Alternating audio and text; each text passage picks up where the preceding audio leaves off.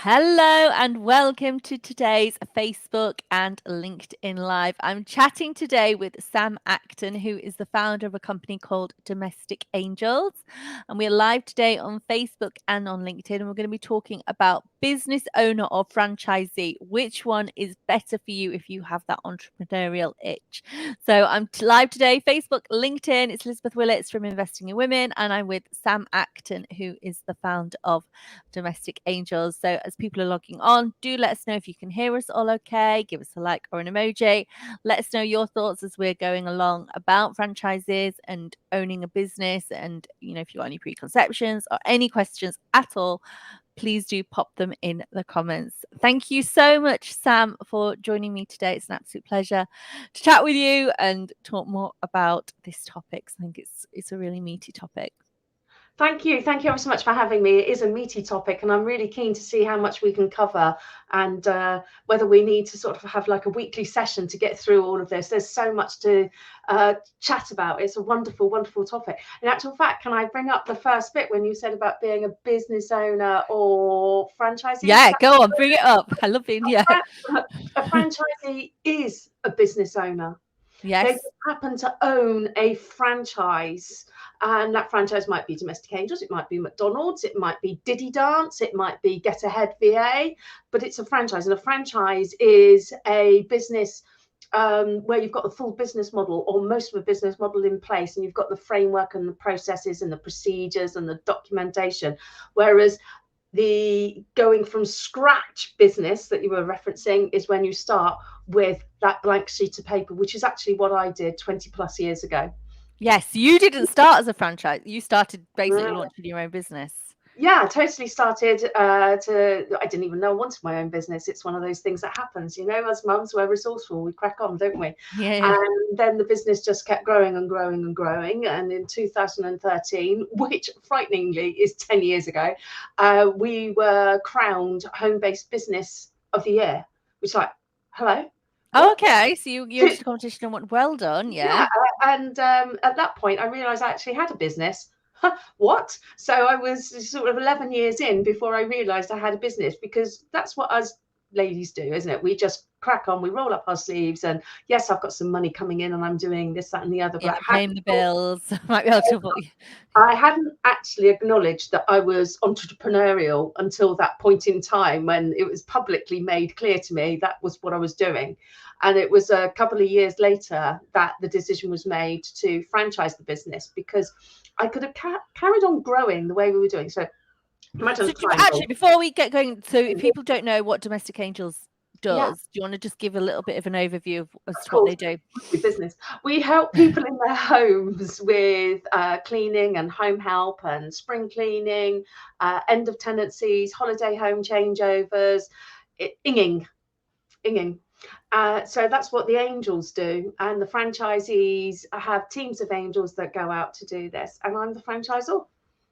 And when you first launched Domestic Angels, were you cleaning houses yourself, or did you start off with a very clear idea that you would be No, my mum coordinating thought that? it was the biggest joke ever that I would do this.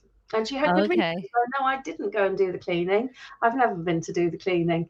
And I don't expect the franchisees to go and do the cleaning. I know they do, and that's fine. We all express ourselves differently as leaders. So no, that was not what I was in it for. I was in it to learn about the business, to learn how to employ, how to do the bookkeeping, how to do the wages, how to do the tech, how to do the everything in the background. That's where my expertise lay. I know where my strengths are. And had you wanted to run a business? Has that been an itch for you growing up? Is that something you'd aspired to do? No, never even knew about it. No, never knew that was part of me. Mm-hmm. I'd been a good girl, hugely compliant, and went to university. Yep. And studied European social policy with French, which has got everything to do with business, hasn't it? No. I was like,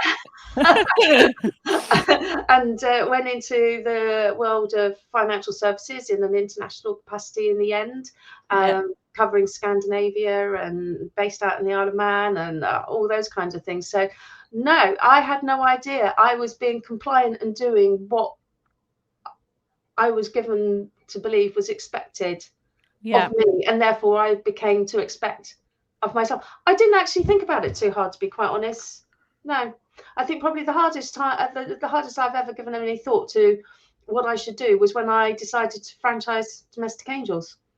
Okay, so actually all that before bit, you were just being resourceful and doing what you had to do to survive. It was sort of Yeah, survival. I'm guessing you were enjoying it, but you were. yeah, yeah. It's what you do to get through life, to get your foot on the ladder, to buy your first property, to be able to pay the nursery fees, to then be able to be at home with your kids, and generate some sort of income at the same time.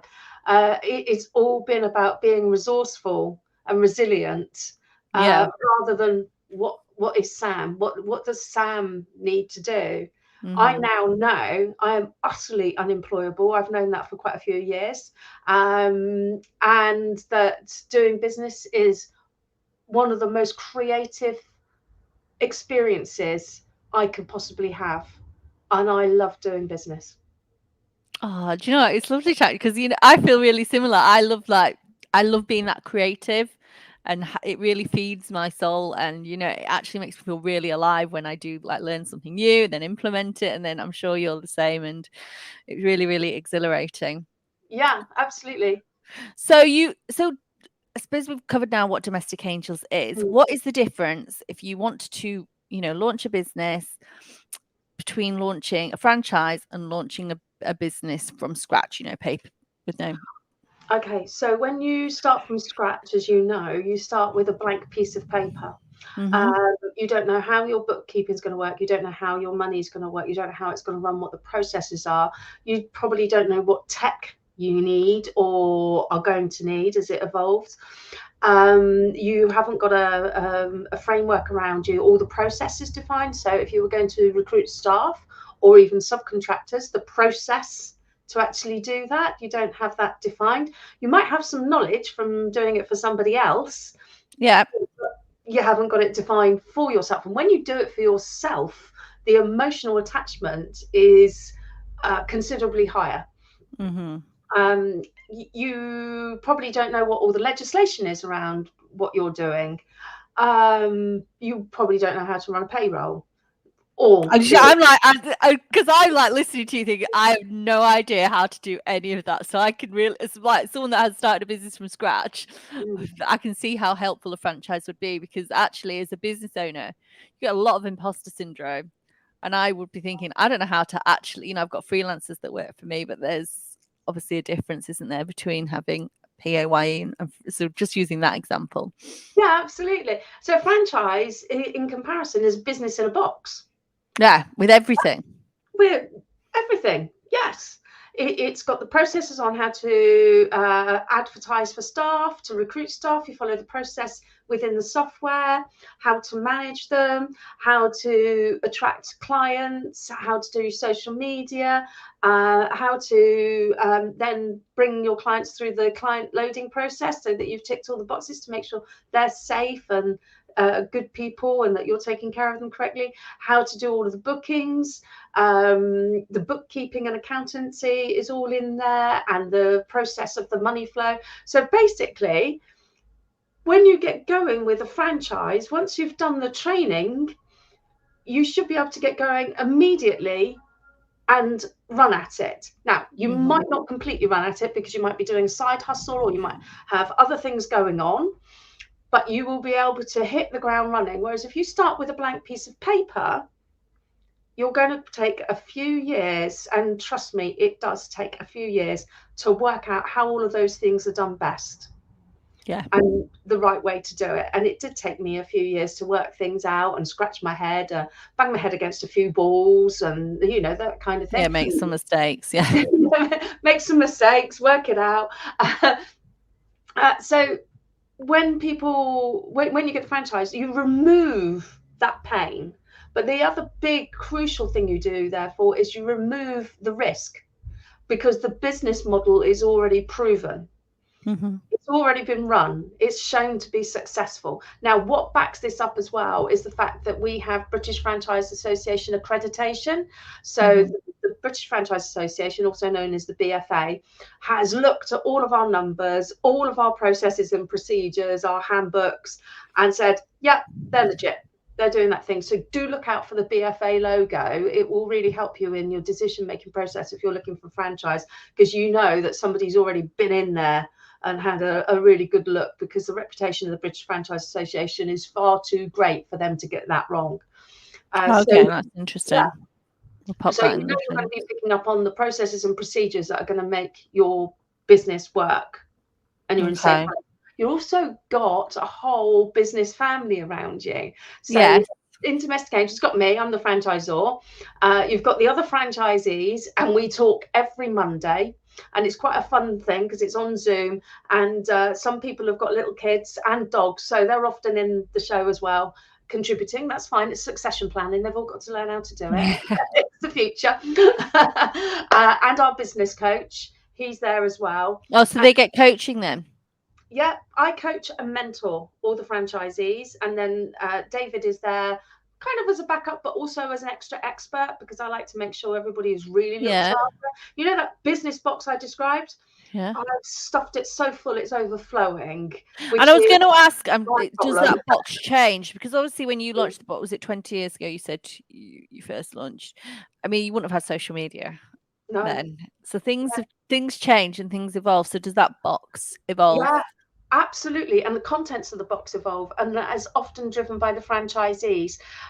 When you first start a franchise, you have a franchise agreement that's called a pilot agreement, and it's like test it, taste it. And there's clauses in there that says to the franchisees, this is a pilot agreement, therefore, if you spot anything, let us know. Well, I love that. So I've refused to remove it. I removed the word pilot and said, you are always Yeah. obliged to tell, because the franchisees are at a coalface that's different to the coalface that I'm at today, and different to the one I was at 5-6 years ago. Yeah. So we have to be mindful of that and evolutionary all of the time. So no, that box is not static, it's very evolutionary. And also it means that people like yourself who come in are able to bring their expertise and their knowledge and say, hey, if you look at it from this point of view, this could be different. And then we all talk about it. We're very engaged, the whole team. I am not the deciding person on everything. Sometimes I am, but mostly we all decide together. Yeah. And that helps to influence it. Obviously, when you start day one, I'm not going to expect you to do that. You're getting to know things, you're cutting your teeth and wondering what things are doing, what they are, and all sorts of interesting questions. But when you get rolling, it's entirely possible that you'd have a curiosity that is part of that entrepreneurial business creativity that you and I really enjoy. And I want the franchisees to enjoy that. I don't want them to be stuck in a rut and not evolving. It's about them as well. So you have the meeting on a Monday with Yeah. you and you're the expert coach. So Yeah. what would a typical week look like for a franchisee then? For franchisees, so Monday mornings is check everybody's going in the right direction, doing the right thing, and then 10:30 we have our team meeting and hear how everybody is getting on. So what happened last week? What leads have you had in? Any issues? Any questions? Yeah, so you really are a team then. Totally. We Yeah. all know what each other doing. And what have you got planned for this week? And if anybody's feeling a little bit low, somebody will step in and say, hey, I'll pop round, or I'll do a video call with you on Wednesday morning. Let's do it together. Let's hold hands. And yeah, very, very supportive of each other to make it's in our interest to make sure we all succeed. If you like, we're just incredibly feminine. We all lift each other up. Yeah. Then the rest of Monday will be about getting the admin in order. Tuesday starts off with money chasing. So the aged receivable reports goes out. That's a report that says who owes you money still. Oh, So okay. So that's vital. yeah, all the bookkeeping and reconciling is done centrally on behalf of the franchisees, and So so who they chases the invoices? I know that's an icky thing for a business owner. Oh, right. Okay. So we've got it set up automatically to chase on our accountancy software. Yeah. And then the age receivables report that goes out every Tuesday morning to the franchisees shows them who is still behind. And then they can make the phone call, or they can ask for an extra statement to be sent out, or try and iron out any issues. And if they have somebody who's really, really sticky, they call me, and I help them out. And one now and again, I wade in as well, because I get so irate when clients think that they don't need to pay for their cleaning. It's just downright rude, you know. So yes, I do. I get very protective. Yeah. And then they will go out and do some surveys on the Tuesdays and Wednesdays. So they'll go out and meet new clients. Yep. So a survey is about going and looking inside the house, meeting the person, making sure that they're human, not monsters, because they're going to put their precious stuff in there, that the house is cleanable, that kind of thing. And then getting all of the procedures completed in the background for that. Okay. Within our in-house software called Halo. So they just follow. It's very, very intuitive. It's intuitive that we didn't train the first people on it to find out if they could work out how to use it, and it worked. So we were happy with that. Mm-hmm. And they might be interviewing staff, because half of your week should be recruiting new staff and half of your week towards new customers. And then there's the other bits around the side. But Okay, so it's busy. It's a good busy role, which is good, you know. So and they're constantly recruiting then for people. Absolutely, because you either want to be the demand's there. Because the demand is there. It's there more than it ever was now. The phone is ringing so much, it's just gone crazy. So whatever you've heard in the news about media, about recessions and all of that associated noise, it's not happening in the domestic cleaning industry at all. The demand is increasing dramatically, which is a whole nother episode I could talk about. Yeah, because I mean, I've got a cleaner, and I you know, it would be, I'll be honest, it'd be really hard to let that go, and they come once a fortnight, which is fine for me, but you do become quite reliant on that, and I would find it really, I think I would be a lot else I'd cut actually now for that. Yeah, exactly. Thursdays, they're probably preparing next week's timetables to make sure they're looking good and adding in any new. And filling out the shifts, I suppose, for the cleaners. Yeah. So it comes up with a nice PDF actually that they can send automatically from the software direct to their angels. So the angels don't need to come to your home or a head office of any description. It can all be done remotely. So everybody's got the same privilege of working from home and being independent. And hopefully by Friday, they're not doing much at all. Oh, okay. So you can try and encourage people to have like Friday off. Yeah, I much prefer if they have Friday free. But you can tell by what I'm describing to you. These are all tasks that can be done at all sorts of different times of the day. Yeah. So I've got one franchisee who really loves working in the evening. Personally, I'm asleep. I'm no good in the evening, but I've always been good at 5 o'clock in the morning. So I'll have so much practice by 7 o'clock in the morning. Yeah. So when our family was younger, I'd have a whole load of stuff done before there was anybody waking up in the house. But that suited me. So it's about working out what suits you. Yes, you do have to make yourself available, but you can flex it and maneuver it and keep it under control so that you can do the school run, so you can go to play group, so that you can have the dinner on the table at the right time. Or when they become teenagers, is being behind the door with the hot chocolate ready and just standing there, as I found, peeling a potato for ages, because it takes them 2 hot chocolates and 3 sandwiches before they start talking. If you ask them before that, how's your day? No. So you just have to wait. It's about timing, and you have that ability to just have time and get the answer you're looking for. So with a franchise, I suppose we talked about being like how we enjoy being creative. Can you be creative if it's a franchise? Can you still be as creative, or are there certain parameters that you'll need to consider? There are a lot of franchises out there where you cannot, and you literally have to stick to procedure and stick to company rule. In Domestic Angels, that's not the truth. Yeah. We have, which is kind of why I was reluctant when you said always everything defined and in that box. Lots of it are defined and in the box with Domestic Angels, but I allow a big degree of freedom because I really want to get that confidence and expression from our franchisees about who they are and to grow into themselves, and to appreciate becoming a business owner is a personal challenge. and you can start off all of a gusto and be really excited and then go, oh, now I'm terrified. And the terrify is going to affect your numbers.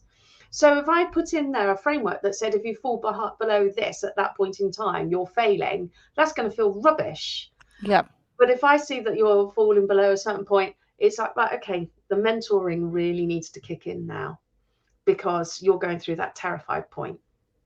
Not everybody does, but some people do. I want to allow people to grow, but I also want them to influence the contents of that box. I want them to expand. I want them to enjoy. I want them to enjoy business as much as I do. Yeah. I'm just thinking, like, social media, do they have to follow your, or do they have their own social media accounts and do? Right. Okay. So we set up all the social media accounts for them. Yeah. So we have a degree of central control, but they populate it themselves so they can put out their own messaging. Now, there was a couple of reasons about this. I believe in empowerment, and us females like to be empowered, don't we? Mm-hmm. It's simple as that. So I like you as my franchisee to put your own posts in there as often as you want. Now, remember, each time you start putting up those posts, the phone's going to ring more and more and more. So you have to really think, can I cope with that many inquiries in a week when my 2 children are under 5? Yeah.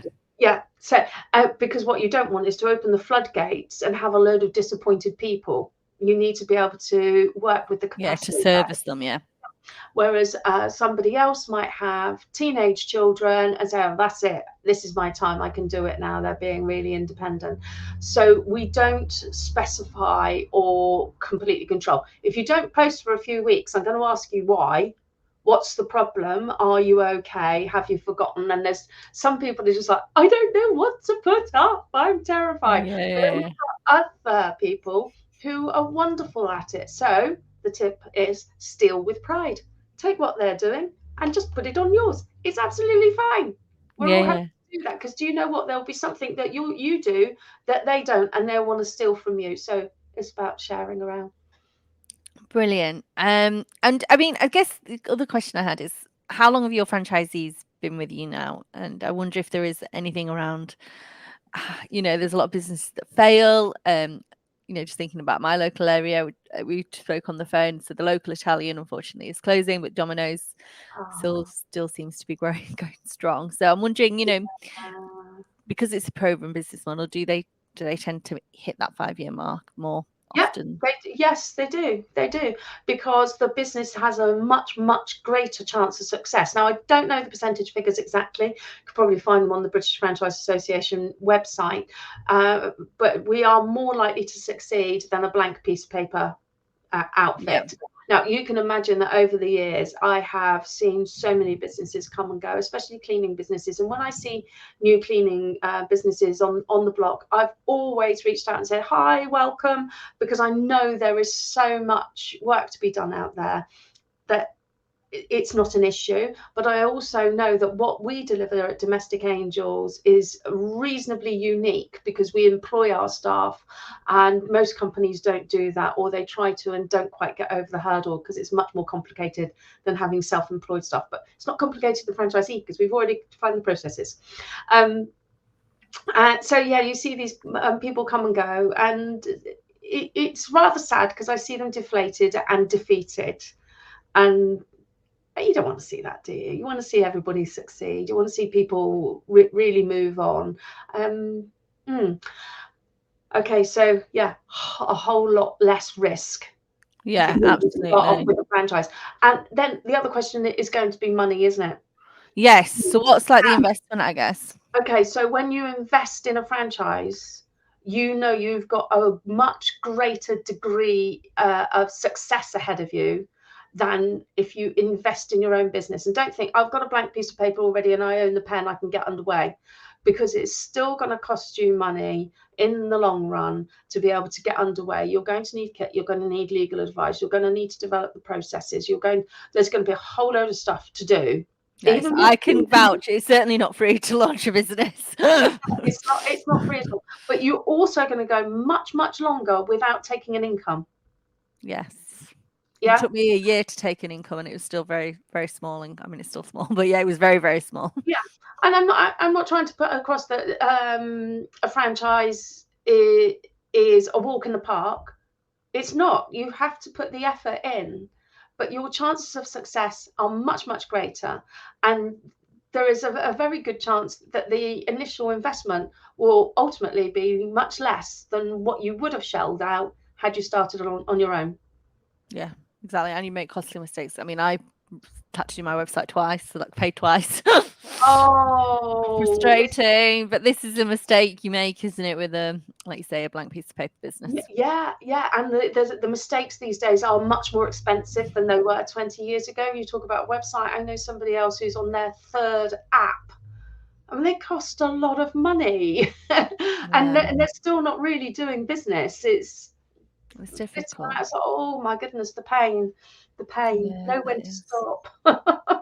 Yeah. So if someone's watching this and they're really interested in a franchise and domestic angels, how can people, learn a little bit more about you and domestic angels, and what would be the best next steps? Oh well, next best steps is let's have a chat. Yeah. So you've got my contact details Well, yeah, somewhere. I've tagged you in the post, but I can put them down. I mean, so tell us what would be a discovery call like? Is it sort of someone's just curious? Is there a pressure if it's not right for them?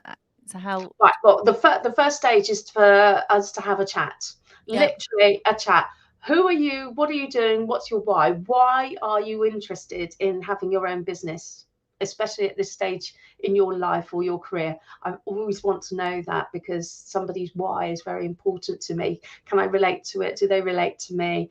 yeah, Um, I need to know that whoever I'm talking to is going to be a good franchisee, a person who fits with the family. You know, it's not in my interest for people to fail. It yeah, really isn't. I've worked so hard to get this far. I don't just want to bring everybody on. It's got to be the right people. So the first thing is a good old fashioned chat. mm-hmm. Tell me about yourself. I'm going to tell you about me. Ask your questions. Let's get underway and let's get a sense of whether this is a good idea to continue. If it is, then we have a discovery session. In the discovery session, it's about an hour long. I'm going to give you a good glimpse into our software, Halo, which shows the recruitment process, angel management process, client onboarding process, and how the two things knit together. I'm going to show you some charts about how the money flows, so how you get paid, how the client monies come in, and how the whole wages thing works as well, because that's be like, I'm going to be an employer, I've not done that before, how did that all happen? I'll show you. Okay, it's fine.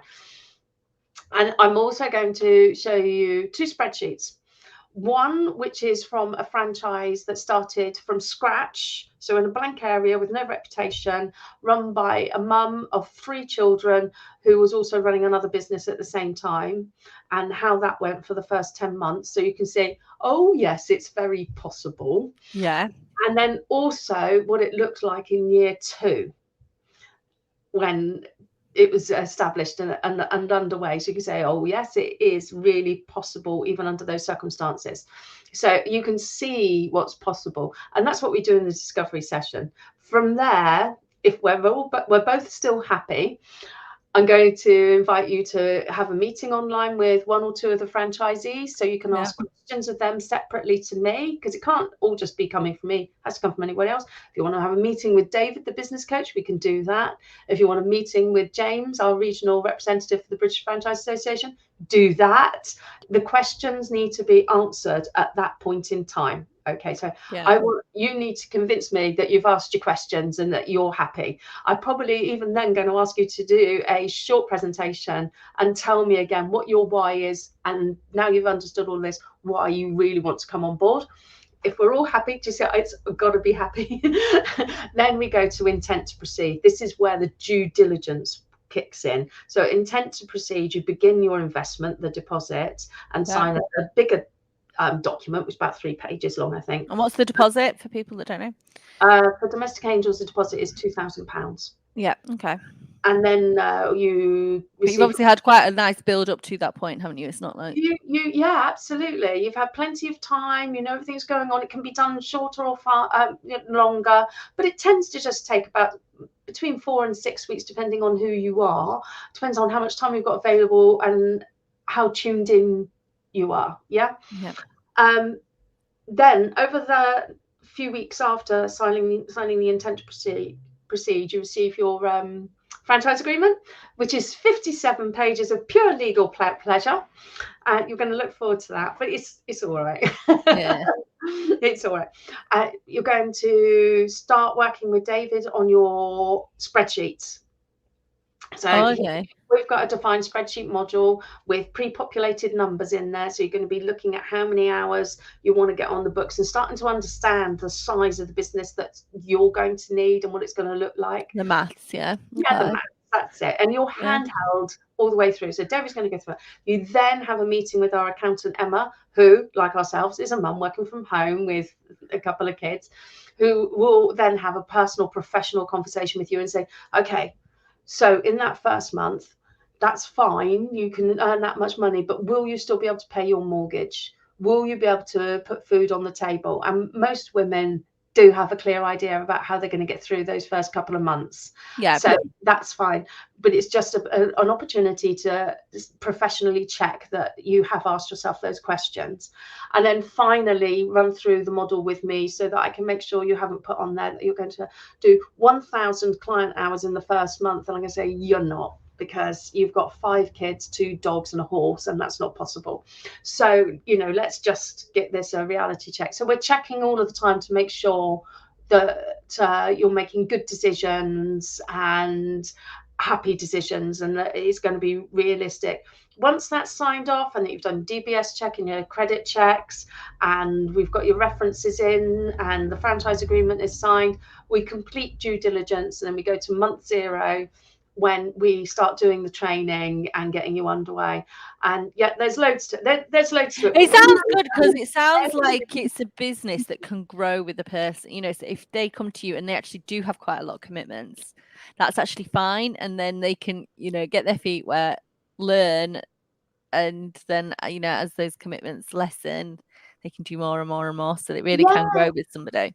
Which really suits us females because we Yeah. want reduced risk wherever possible. So if we can be getting something else going and find our confidence and find our feet and go, hey, I'm ready now to transition totally over to that business ownership there, then it's great. And I love that. And I love being able to facilitate that. And we've done that a few times now. So absolutely, you don't have to come here and give it the whole week or 7 days a week. It's about giving a goodly amount of time at the right time. Yeah. Obviously, you need, it's not like, you can probably, I know what it's like launching a business. You do work hard, but it sounds like it can grow with somebody as well. Yeah. And that's the most fun about it, is that we can grow it with somebody in terms of their current responsibilities and their current knowledge and their confidence. And yeah, it lends itself totally to that. It's about us finding each other. Yeah. Brilliant. So I will put so people can find you. It's Samantha Acton. You're on LinkedIn. I think you're in the Facebook group as well. I'll make sure everyone has your contact details so they can get in touch with you if they want to learn more. Yes, please do. And if you fancy having that initial chat just to find out, there's no obligation. I love a chat anyway. Happy to have a cup of tea anytime online and ask your questions, or just generally chat and say, oh, I wonder if we've got a little quiz on the website actually. Oh, yeah. What's the link?